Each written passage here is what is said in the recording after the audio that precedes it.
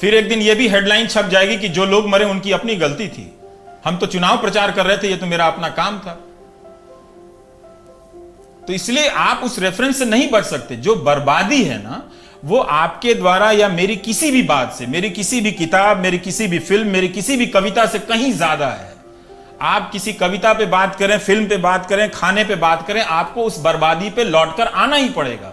इन सपनों के लिए लोग सेलुलर जेल में जाकर नहीं मरे थे, और इन चीजों के लिए लोगों ने फांसी पे जाके नहीं चढ़े थे, इसलिए कि हम इस स्थिति में हो जाएंगे कि कोई बोल देगा 84 साल का आदमी जो 4 कदम नहीं चल सकता, उसको ये देश की अदालत और एनआईए जैसी संस्था अगर जमानत का विरोध करती है, जमानत नहीं दे सकी, वो मर गया, लानत है। शर्म आनी चाहिए लोगों को। इसका मतलब यह है कि इस देश में ना हीरो है, ना नायक है, ना कोई सुपरस्टार है। सारे लोग डरपोक भरे पड़े हैं। इसलिए मैं बार बार कह रहा था कि किसी को सुपरस्टार मत कहिए, है नहीं कोई इस देश में। इस देश में कोई नायक नहीं है, कोई हीरो नहीं है, कोई नेता नहीं है। नेता होता तो खड़ा होकर बोलता कि यह गलत बात है, जाने दो मेरी आलोचना करते हैं, छोड़ दो, 84 साल की उम्र की। वो क्या कर लेते? इस दिल्ली दंगे में एक आदमी की आंख में गोली लगी है, पुलिस एफआईआर नहीं करती, और 3 लड़कियों को दंगे के आरोप में लगा के उनको बंद कर दिया, और चूंकि वो बाहर ना आ सके आपने यूएपीए लगाया। ये कौन बोलेगा? ठीक है, आज 10 साल इनके डर से कोई नहीं बोलेगा, लेकिन क्या ये देश हमेशा के लिए नहीं बोलेगा?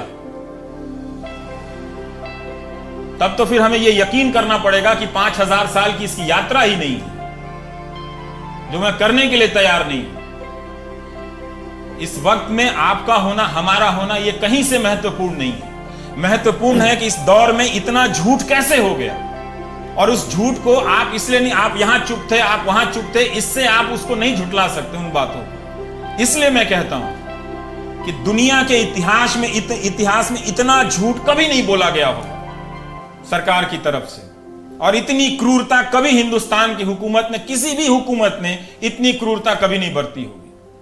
क्या आसान है कि हार्वर्ड से पढ़ने वाली सुधा भारद्वाज आकर आपको लगता है कि वो ईमेल पे देश के खिलाफ युद्ध करने के लिए वो षड्यंत्र रचेंगी?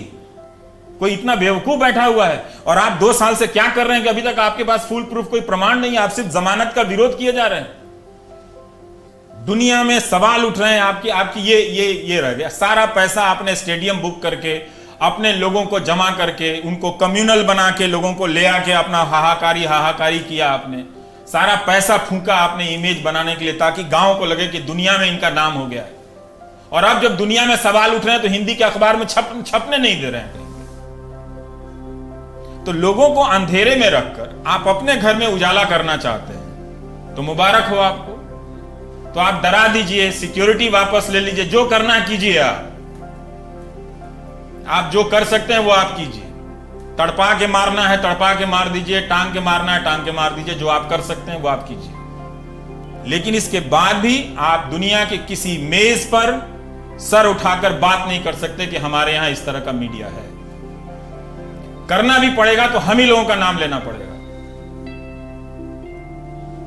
आप जाएंगे कहां पर? आप एक पत्रकार के मरने पर अगर आपने शोक नहीं व्यक्त किया, इसका मतलब है कि आप में दम नहीं हो, वो उदारता नहीं है। इतना वक्त लग गया आपको, और आप इंसानियत, मानवता की बात करते हैं। भाषण तो कोई भी लिख देगा, तो भाषण में आप हर दूसरे लाइन में मानवता का इस्तेमाल करते हैं।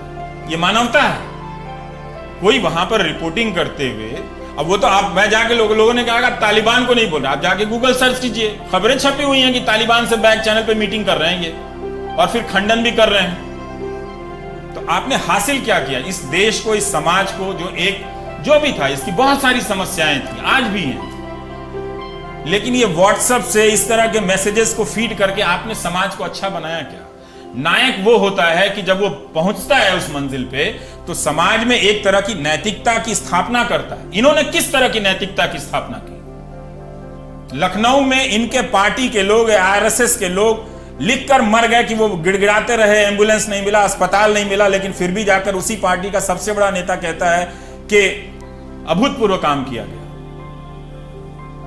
क्या ये इनकी नैतिकता है? जब इनको इतिहास ने मौका दिया, इतना बड़ा मौका दिया, तो ये नैतिकता कायम की जा रही है। तो इसलिए ये देश जो है ये नायक और नेतृत्व विहीन देश है। और ये अच्छा है कि अब कोई नायक ना हो, कोई नेतृत्व ना हो। लोग खुद से सक्षम होना सीखें, नागरिक होना सीखें। ये बहुत लंबी लड़ाई है, ये इसका कोई फिनिश प्रोडक्ट नहीं होता। करेक्ट, सही बात। हम भी बहुत बार फेल करेंगे, आप भी बहुत बार फेल करेंगे, लेकिन चलना इसी रास्ते पे, दूसरा कोई रास्ता नहीं है। आप 4 लड़कों को झूठ बोल के फंसाए रहते हैं परीक्षाओं में, आप उन्हें नौकरी नहीं दे सकते समय पर, तो कर लीजिए, ठीक है, धारा 370 बोल दीजिएगा, वही लड़के जो बेरोजगार हुए हैं मंदिर का फोटो देख के खुश हो जाएंगे, वो चलिए ठीक बात है, लेकिन आप कोई अच्छी चीज भी तो नहीं बता रहे हैं ना। आपने दिया क्या? अमित शाह के बयान है कि हम व्हाट्सएप में कभी झूठ भी फैला देते हैं, कभी सच भी फैला देते हैं, होम मिनिस्टर का बयान, तो अब क्या कीजिएगा? फिर कहेंगे तो उनको बुरा भी लगता है। चलो, अडानी का जहाज हो, अंबानी का पैसा हो, कोई भी चुनाव जीत जाए, कोई बड़ी बात नहीं।